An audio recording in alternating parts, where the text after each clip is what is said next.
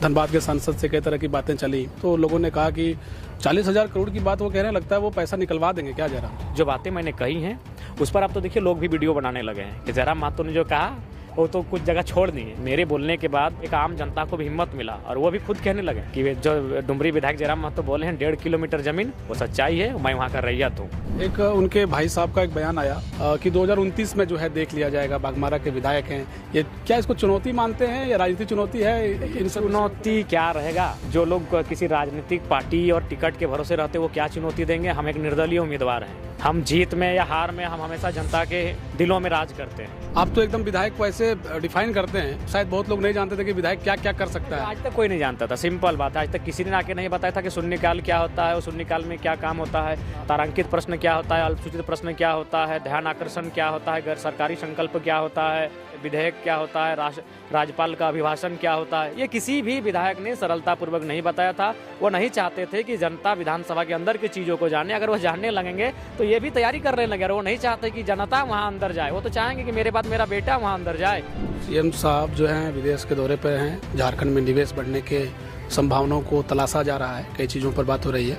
क्या लग रहा है इस दौरे को लेकर? यहाँ जनता त्रस्त है और माननीय मुख्यमंत्री विदेशों में मस्त हैं। अगर वहाँ से कुछ वो लेके आएंगे तो निसंदेह हम खुद कहेंगे कि भाई ये उनकी दूरगामी सोच है। जो सीधा सीधा ये समझता है कि नहीं जयराम महतो अगर मुख्यमंत्री बन गए तो शायद चीज़ें ठीक हो सकती हैं। आपको लगता है कि ये जो विस्थापन नीति का मुद्दा है, स्थानीय नीति का मुद्दा है, नियोजन नीति का मुद्दा है, 232 का मुद्दा है, आप कह रहे हैं कि दृढ़ शक्ति हो तो हो सकता है, वैसे लोगों को क्या भरोसा आप दे सकेंगे कि सरकार जयराम की बने तो ये सब चीज़ें जो है एक कलम से हो सकती है? अदर स्टेट में ले जाएं जिसने बेहतर कार्य किया है तो वहाँ ऐसा नहीं कोई आसमान से आया हुआ व्यक्ति राज्य को चला रहा है।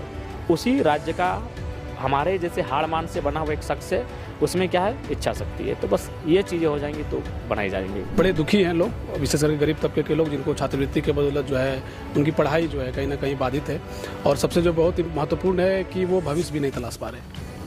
नहीं, ये तो चिंता का विषय है। और आज देश, राज्य की सरकार और केंद्र की सरकार की आपसी तालमेल ना होने के कारण यहाँ के छात्र, यहाँ के युवा अपने भविष्य को अंधेरे में डूबता हुआ देख रहे हैं। अंदाजा लगाया जा रहा है कि भाई कहीं भाजपा के साथ जाना है जेल कैंप को, या कोई किधर जाए फायदा जेल कैंप।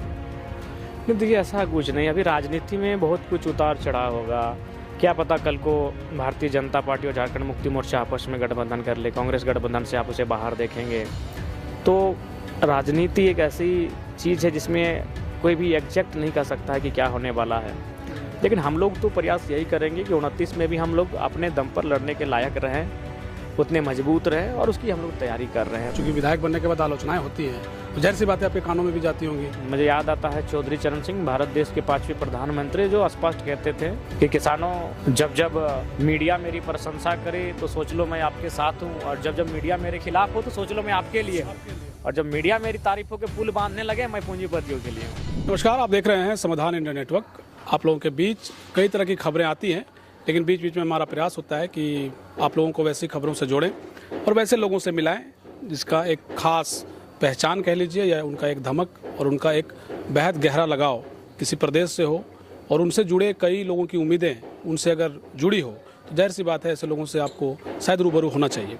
आज हमारे साथ बातचीत करने के लिए डुमरी के विधायक और जेल कैंप के सुप्रीमो जयराम महतो जी हमारे साथ मौजूद हैं। सवालों का फहरिस्त बहुत लंबा है, लेकिन शुरू करेंगे चूँकि इनका नाता विवादों से भी कभी कभी हो जाता है। सोशल मीडिया के दौर में कई तरह की चीज़ें चलती हैं, सवालों का सिलसिला भी चलता है, लेकिन इनका जलवा अभी तक कायम है। कहीं जाते हैं छा जाते हैं, अपने आप में ही एक ब्रांड है। अभी तो कुछ दिन पहले जो हम देखे, धनबाद के सांसद से कई तरह की बातें चली, सब कुछ हुआ, तो लोगों ने कहा कि 40,000 करोड़ की बात वो कह रहे हैं, लगता है वो पैसा निकलवा देंगे क्या जयराम जी? बिल्कुल, अगर आप हम जहाँ जहाँ कहेंगे वहाँ अगर आप जांच करेंगे तो सारी चीज़ें सामने आ जाएंगी। और मैंने जो कहा, मैं जब भी किसी बात को कहता हूँ तो बिल्कुल वो बातें सच्चाई से रिलेटेड रहती है। मैं ये नहीं कहता हूँ कि भाई 40 का 40 हो सके, 39 दशमलव कुछ होगा, 41 दशमलव कुछ होगा, 35 दशमलव कुछ होगा, लेकिन अनुमानित जो बातें मैंने कही हैं उस पर आप तो देखिए लोग भी वीडियो बनाने लगे हैं कि जयराम महतो ने जो कहा वो तो कुछ जगह छोड़ दी है। अब लोग, चूँकि देखिए कहावत है कि जब कोई बोलता है ना तो उससे बहुत कोई प्रेरित होते हैं। मेरे बोलने के बाद उनको, एक आम जनता को भी हिम्मत मिला, और वो भी खुद कहने लगे, रैयत खुद कहने लगे कि वे जो डुमरी विधायक जयराम महतो बोले हैं 1.5 किलोमीटर जमीन, वो सच्चाई है, मैं वहाँ का रैयत हूँ। तो ये सारी चीज़ें सामने आने लगी हैं। मैंने जो कहा है, मैंने बहुत तथ्यों के साथ, तर्कों के साथ और जांच पड़ताल के बाद ही मैंने कहा है। मैं कोई भी ऐसी बात नहीं कहता हूं जिसका धरातल से और ज़मीन से मैंने संबंध ही ना हो, ऐसी बात मैं नहीं कहता हूं। एक उनके भाई साहब का एक बयान आया, हालांकि कुछ दिन पहले ही, कि 2029 में जो है देख लिया जाएगा। बाघमारा के विधायक हैं, ये क्या इसको चुनौती मानते हैं या राजनीतिक चुनौती है? इन सब चुनौती क्या रहेगा? जो लोग किसी राजनीतिक पार्टी और टिकट के भरोसे रहते वो क्या चुनौती देंगे? हम एक निर्दलीय उम्मीदवार हैं। हम जीत में या हार में हम हमेशा जनता के दिलों में राज करते हैं। अगर है तो उनको बोले ना, किसी भी कार्यक्रम में चले जाइए जहां जनता का कार्यक्रम हो, लोग उन लोग पूछेंगे नहीं। अरे भाई, पार्टी के टिकट से चुनाव जीता जा सकता है, पार्टी के टिकट से विधायक सांसद बना जा सकता है। हमको जनता ने बनाया है। हमने गिरिडीह लोकसभा से 3.5 लाख ऐतिहासिक वोट निर्दलीय लेकर आए हैं। तो हमारे और उनमें, उनकी राजनीति में बहुत अंतर है। वो राजनीतिक दल से आए हैं। लेकिन ये आपका स्टेटमेंट जब आ जाता है कि हमने सांसद को बनाया है, देखिए इसके पीछे बहुत सारी बातें हैं और इसका खुलासा निसंदेह भविष्य में होगा। अभी कुछ बातें रहने दीजिए। कह रहे हैं एक बुक अगर हम लिखेंगे तो उसमें जो है निसंदेह हमें कहने, हम कोई भी अपने विधायकी जीवन का कोई भी भार लेकर वो ऊपर नहीं जाएंगे। उसे हम एक छात्र रहे हैं, आज भी हैं। लिखना पढ़ना मेरा शौक है। हम अपने अच्छे कर्मों को तो दुनिया देखेगी, लेकिन चूंकि आप जिस चीज़ में आके रहते हैं, कुछ ऐसे भी काम होते हैं जो आपको लगता है कि भाई ये ठीक नहीं है, लेकिन मजबूरी में कर जाना पड़ता है। तो सारी चीज़ें भी हम लिख कर जाएंगे उस किताब में। उस किताब का इंतजार हम सभी को होगा। कई लोग जानना चाहते हैं इस गुत्थी को। हालांकि 1 साल का तजुर्बा जो है आपका विधानसभा का पूरा हो जाएगा। 1 साल लगभग पूरे हो गए। जब विधायक नहीं बने थे, संसद का चुनाव लड़ चुके थे, विधायक का एक अपना एक प्रोटोकॉल होता है, कई तरह की चीज़ें होती हैं, वो शायद आपने सीखा होगा। 1 साल का तजुर्बा कैसा रहा आपके जीवन में? हाँ बिल्कुल, उतार चढ़ाव भरा रहा, सफलता से भरा रहा। कहीं चर्चा हुई तो कहीं आलोचना हुई। सब कुल मिलाकर एक अच्छा 1 साल का सफ़र रहा। बहुत कुछ सीखे, लोगों के लिए बहुत काम किए और आगे भी काम करेंगे। जब आप सामान्य जीवन में थे, अब चूंकि विधायक बनने के बाद आलोचनाएं होती हैं, और जाहिर सी बात है आपके कानों में भी जाती होंगी। आम जो जनमानस है वो एक आलोचना नहीं सह पाता है इसको। बिल्कुल मैं सकारात्मक आलोचनाओं का स्वागत करता हूँ। आलोचनाएँ होनी चाहिए और बिल्कुल मुँह पे होनी चाहिए। मैं आलोचनाओं को खुला रास्ता देता हूँ और शायद मैं संभवतः पहला विधायक हूं। अगर आप मेरे सामने शालीनता के साथ कितनी भी आलोचना करें, मैं सुनने के लिए तैयार हूं। और बिल्कुल जितनी भी आलोचनाएं मेरी हुई, जैसे बहुत सारे लोगों ने वीडियो बनाया कि यहाँ रोड सही नहीं है, मैंने उन आलोचनाओं का स्वागत किया। मैं उससे नाराज़ नहीं हुआ, ना मैंने उसको घर भेजा गया कौन है इसको धमकाओ चमकाओ, जी नहीं। मैंने उसको तुरंत उपायुक्त को चिट्ठी लिखा कि भाई यहाँ सड़क का अभाव है। एक आलोचना हुई कि भाई स्कूल में समस्या है, लोगों ने वीडियो बनाया, वो हम तक आया। उस आलोचना का मैंने फिर स्वागत किया। मैंने उसको डीओ को लेटर लिखा, वहाँ फिर शायद 4 रूम का कमरा बन जाएगा। तो जो आलोचनाएं अगर आईना दिखाने के लिए है, चूँकि विधायक हर जगह पहुंच नहीं पाता है, हर गांव हर गली बहुत बड़ा, कोई भी विधानसभा बहुत बड़ा होता है। नहीं करने से भी अनुमानित छोटे छोटे गाँवों से मिलाकर 500-700 गाँव होते हैं, छोटे मोटे टोले मोहल्ले मिलाकर। तो हर जगह संभव नहीं कि वन टाइम वो पहुंच पाएगा। तो अगर आलोचनाएं सार्थक हैं, आलोचनाएं अगर बेहतर हैं, तो उनका मैं स्वागत करता हूँ और उन पर मैं काम भी करूँगा। और जो शिकायत करेंगे मैं उनको शाबाशी दूंगा।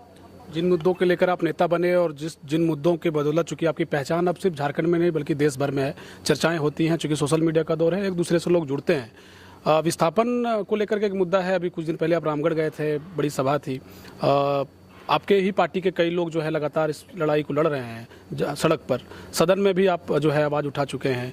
क्या लगता है इसका निवारण है? क्या इसका एक आपको लगता है कि देखिए इसका निवारण कहीं ना कहीं राज्य और केंद्र दोनों की सरकारों को करना होगा। मुझे याद आता है चौधरी चरण सिंह, भारत देश के 5वें प्रधानमंत्री, जो स्पष्ट कहते थे कि किसानों जब मीडिया मेरी प्रशंसा करे तो सोच लो मैं आपके साथ हूं, और जब मीडिया मेरे खिलाफ हो तो सोच लो मैं आपके लिए हूं, और जब मीडिया मेरी तारीफों के पुल बांधने लगे मैं पूंजीपतियों के लिए हूं। तो मेरा मानना है कि जब सोच एक सकारात्मक सोच के लोग जाकर बैठेंगे, चाहे वो राजधानी दिल्ली हो देश की या फिर राज्य की राजधानी रांची हो, वहाँ अगर वो सकारात्मक वे में सोचने वाले लोग जाकर बैठेंगे तो निराकरण है।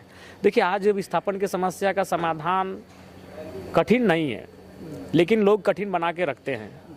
आज मान के चलिए ये किसी से नहीं छुपा है, कोई भी जगह आप जाए, अगर वो कंपनी फैक्ट्री है तो वो सबसे पहले तो वहाँ के जिला प्रशासन को मैनेज करती है, फिर वहाँ के जनप्रतिनिधियों को मैनेज करती है, और उसके बाद अगर कोई दबंग व्यक्ति है जिसकी छवि थोड़ा सा रौवाबदार है तो उसको भी वो मंथली देने काम करते हैं। लेकिन यही जब वो बात करते हैं रैयतों की, जिन पैसों को वो खर्च करते हैं राजनीतिक गलियारों में, जिन पैसों को वो यहाँ वहाँ मैनेज करने में खर्च करते हैं, उस पैसे से अब बहुत सरल तरीके से विस्थापित हो जाएगा। उनके नए गांव बसाए जाएंगे, उनके लिए स्वास्थ्य शिक्षा की व्यवस्था हो जाएगी, उनके लिए वो तमाम सुविधाएं मिल जाएंगी जो पहले के उस गांव में थी, जिसको अभी विस्थापित किया जा रहा है। लेकिन वो पॉलिटिशियन भी चाहते हैं कि वो ना होकर क्या काम हो, हमारा काम हो। देखिए कहते हैं अभी तो आप जहाँ भी कंपनियां संचालित हो रही हैं, वो वहाँ अगर उस क्षेत्र में कोई विधायक है तो उनको विशेष सुविधाएं दे रही हैं। उनको अपना क्वार्टर दी हैं, 4-5 क्वार्टर दे दिए हैं, उनको तमाम प्रकार की सुविधाएं दी हैं वहाँ के माननीयों को, विधायकों, सांसदों। तो ये तो परिपाटी है, इस चीज़ को तोड़ना होगा, तभी जाकर विस्थापन की समस्या का समाधान होगा। इसमें एक सवाल बहुत महत्वपूर्ण है, क्योंकि जो आपके समर्थक हैं, जो आपके चाहने वाले हैं, उनको गणित नहीं पता है चुनाव का कि कैसे सरकार बनाया जा सकता है, क्या जातिगत आधार का समीकरण है या किससे गठबंधन का स्वरूप है।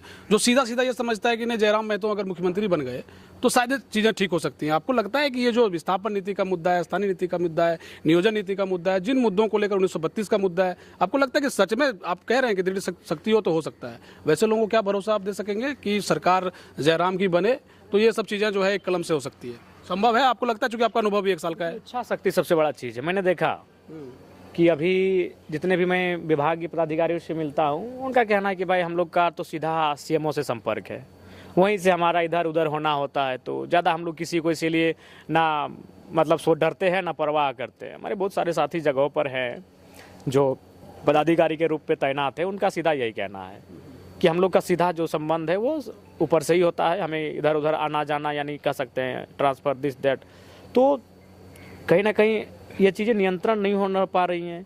तो इसका मतलब इच्छा शक्ति, तो ये सारी चीज़ों को अगर आप मिलाकर देखेंगे तो ये स्पष्ट होगा कि इच्छा शक्ति सबसे महत्वपूर्ण है। इच्छा शक्ति होगी तो ज़रूर पॉलिसियाँ आप किसी अदर स्टेट में ले जाएं जिसने बेहतर कार्य किया है, तो वहाँ ऐसा नहीं कोई आसमान से आया हुआ व्यक्ति राज्य को चला रहा है, उसी राज्य का हमारे जैसे हाड़ मान से बना हुआ एक शख्स है, उसमें क्या है, इच्छा शक्ति है। तो बस ये चीज़ें हो जाएंगी तो बनाई जाएंगी। सीएम साहब जो हैं विदेश के दौरे पर हैं, झारखंड में निवेश बढ़ने के संभावनाओं को तलाशा जा रहा है, कई चीज़ों पर बात हो रही है, क्या लग रहा है इस दौरे को लेकर? क्या देखिए वो दौरा तो अभी वो आएंगे, जब तक हम लोग कम से कम तो 1-1.5 महीना देखेंगे क्या फलाफल उसका होगा। पिछली बार भी वो दौरे पर गए थे, ऐसे हमें लगता है 5-6 महीना से ज़्यादा ही हो गया आए, लेकिन अभी तक कोई फलाफल दिख नहीं रहा है। दौरा में आए, फोटो शूट हुआ, हमें लगता है करोड़ों का खर्च हुआ, शायद सरकारी खर्च था, तो करोड़ों का खर्च होता है। वो एक तरह से घूम रहे हैं, टूर पे जा रहे हैं, जीवन का आनंद ले रहे हैं, यहाँ जनता त्रस्त है और माननीय मुख्यमंत्री विदेशों में मस्त हैं। अगर वहाँ से कुछ वो लेके आएंगे तो निसंदेह हम खुद कहेंगे कि भाई ये उनकी दूरगामी सोच है, हम लोग खुद कहेंगे कि हाँ आपने ठीक किया। लेकिन अगर फलाफल नहीं निकलेगा, परिणाम नहीं निकलेगा, जैसे पिछली बार भी गए थे, उस बार भी निवेश आने की बात थी, लेकिन उस बार कई महीने बीत चुके हैं, कोई मैंने स्वरूप दिख नहीं रहा है। और इस बार तो खैर 11,000 करोड़ की चर्चा हो रही है, अगर वो सार्थक रूप से यहाँ पर आएगी तो निसंदेह स्वागत योग्य होगा, लेकिन उसकी कीमत झारखंड ही ना चुकाए।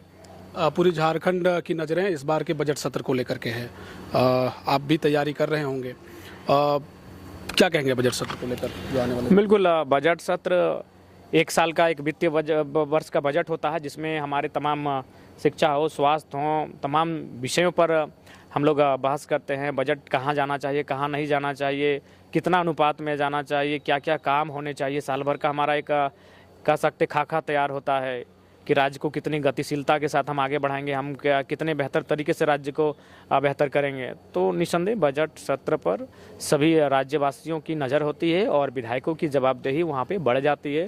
पहले से टास्क हो जाता है एक विधायक के लिए, चूंकि आम लोग, आप तो एकदम विधायक को ऐसे डिफाइन करते हैं, शायद बहुत लोग नहीं जानते थे कि विधायक क्या क्या कर सकता है। आज तक कोई नहीं जानता था, सिंपल बात है। आज तक किसी ने आके नहीं बताया था कि शून्यकाल क्या होता है और शून्यकाल में क्या काम होता है, तारांकित प्रश्न क्या होता है, अल्पसूचित प्रश्न क्या होता है, ध्यान आकर्षण क्या होता है, गैर सरकारी संकल्प क्या होता है, विधेयक का संशोधन क्या होता है, विधेयक क्या होता है, राज्यपाल का अभिभाषण क्या होता है। ये किसी भी विधायक ने सरलतापूर्वक नहीं बताया था। वो नहीं चाहते थे कि जनता विधानसभा के अंदर की चीज़ों को जाने। अगर वो जानने लगेंगे तो ये भी तैयारी करने लगे। वो नहीं चाहते कि जनता वहाँ अंदर जाए, वो तो चाहेंगे कि मेरे बाद मेरा बेटा वहाँ अंदर जाए।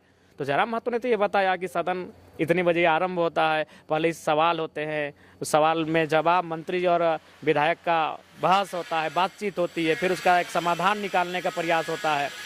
तो ये तो चीज़ें हमने बताया है और बिल्कुल मैं आपको स्पष्ट कहना चाहूँगा तैयारी तो हमने अपनी शुरू कर दी है, बाकी विधायकों की मैं नहीं कह सकता, क्योंकि उनका राजनीतिक दल है और वो तय करेंगे कि स्वास्थ्य पे उनका कौन विधायक बहस करेगा। जैसे जयराम महतो अकेला पार्टी के विधायक है, हम भले एक ही मिनट बहस करें तो हम हर विषय पे बहस करेंगे। हम स्वास्थ्य पे भी बहस करेंगे, हम शिक्षा पे बहस करेंगे, हम ग्रामीण सड़क पे बहस करेंगे, हम रोजगार पे बहस करेंगे, हम पंचायत स्तर पे बहस करेंगे, हम कृषि पे बहस करेंगे, हम उद्योग में, हम श्रम में, हम तमाम चीज़ों पे बहस करेंगे। लेकिन बाकी जो विधायक हैं उनको उनकी पार्टी जो होते हैं वो उनको तय करते हैं कि भाई किनको क्या क्या विषय में बहस करना है, तो उसके हिसाब से उनको ज़्यादा समय नहीं लगता है ऐसे भी। लेकिन चूंकि हम लोग गंभीरतापूर्वक रहते हैं तो हम लोग कम से कम 15 दिन पहले स्टार्ट कर देते हैं कि भाई ये मैंने एक तरह से एक बहुत पहले से इंटरेस्टेड रहते हैं कि ये चीज़ें कि हम तैयार करके जाएंगे, इन चीज़ों को वहाँ रखेंगे और उस पर काम भी करवाएंगे। कई छात्रों ने कहा, चूंकि ये सवाल लगातार आप इसका जवाब देते रहे हैं छात्रवृत्ति को लेकर के, बड़े दुखी हैं लोग, विशेष करके गरीब तबके के लोग, जिनको छात्रवृत्ति के बदौलत जो है उनकी पढ़ाई जो है कहीं ना कहीं बाधित है, और सबसे जो बहुत महत्वपूर्ण है कि वो भविष्य भी नहीं तलाश पा रहे। नहीं, ये तो चिंता का विषय है। और आज देश, राज्य की सरकार और केंद्र की सरकार की आपसी तालमेल ना होने के कारण यहाँ के छात्र, यहाँ के युवा अपने भविष्य को अंधेरे में डूबता हुआ देख रहे हैं। ये चिंता का विषय है और हम लोग का एक जन प्रतिनिधि होने के नाते मेरा पूरा प्रयास रहेगा, पिछली बार भी मैंने सदन में इस बात को उठाया था, इस बार भी हम लोग का प्रयास रहेगा कि छात्रों की जो छात्रवृत्ति है वो कम से कम अब तो भुगतान हो जाना चाहिए। जेल कैम्प को लेकर कई लोग जो है ऐसे ही राजनीतिक पंडित अनुमान लगाते रहते हैं। ऐसा लगता है कि इस बार बीजेपी जो है वो आपकी वजह से हार गई, कई लोग कहते हैं। पता नहीं, समीकरण का अलग अलग हिसाब किताब है। कहा जा रहा है जो अगला चुनाव है, हालांकि लंबा वक्त है, लेकिन जो कि राजनीति चर्चा है, जाहिर सी बात है आपके बिना झारखंड में चर्चा जो है अधूरी रह जाती है, जेल कैम्प के बिना अधूरी है चर्चा। अंदाजा लगाया जा रहा है कि भाई कहीं भाजपा के साथ जाना है जेल कैम्प को, या पूरा सिक्का आपके हाथ में है, कोई किधर जाए फायदा जेल कैम्प को है। नहीं, देखिए ऐसा कुछ नहीं। अभी राजनीति में बहुत कुछ उतार चढ़ाव होगा, क्या पता कल को भारतीय जनता पार्टी और झारखंड मुक्ति मोर्चा आपस में गठबंधन कर ले, कांग्रेस गठबंधन से आप उसे बाहर देखेंगे। तो राजनीति एक ऐसी चीज़ है जिसमें कोई भी एग्जैक्ट नहीं कर सकता है कि क्या होने वाला है। लेकिन हम लोग तो प्रयास यही करेंगे कि 29 में भी हम लोग अपने दम पर लड़ने के लायक रहें, उतने मजबूत रहें, और उसकी हम लोग तैयारी कर रहे हैं। उसके बाद भविष्य में क्या होगा वो भविष्य भी कुछ तय करेगा। लेकिन हम लोग अभी यही तय किए हैं कि हम लोग 29 आते आते अपने आप को और स्ट्रॉन्ग कर लें, 2024 की तुलना में 10 गुना स्ट्रॉन्ग करें। अंतिम सवाल है, उम्र हो गई है, शादी कब कर रहे हैं? देखिए बात तो सही है, एक पारिवारिक जिम्मेवारी होती है, एक सामाजिक जिम्मेवारी होती है, एक लोगों की जिम्मेवारी होती है। तो इन जिम्मेवारियों के बीच थोड़ा सा समन्वय स्थापित नहीं हो पा रहा है। जब लगेगा कि हाँ थोड़ा सा सारी चीज़ें सिस्टमेटिक हो गई हैं तो इस पर विचार किया जाएगा। बहुत शुक्रिया आपका समय। जी आपका भी, और विवाह आप भी करिए। ठीक बात है। देखिए जयराम जी को सुन रहे थे, इनका बात जो है वो बेबाक होता है। चलिए, बहुत शुक्रिया आप सभी का।